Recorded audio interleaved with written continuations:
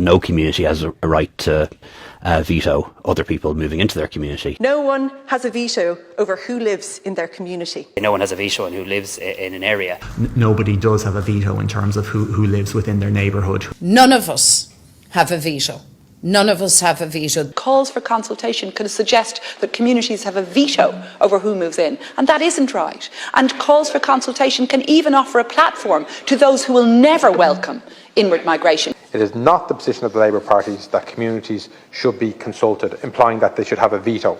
You can't just give people the free rein and say, well, you're allowed veto an area, because that's suddenly taken over by those who simply don't want this to happen at all. I think there's very few people I've spoken to in my constituency or elsewhere that has any want for a veto, and if he did, I'll be the first person to tell them they're not getting it. I'm opposed to giving anyone or any group a veto over emergency refugee accommodation. No community has the right to veto anybody living in their community, and when I talk about communication, it isn't, a dialogue or negotiations. I would be quite concerned that the promise that's been made is exactly setting up a community veto on where any centre can open, where there will be akin to planning permissions, where a system will grind to a halt. That will be a disaster. Here's the thing, there can be communication, there can be listening, there can be conversations and discussion, but there is no veto here, Claire. There cannot be vetoes.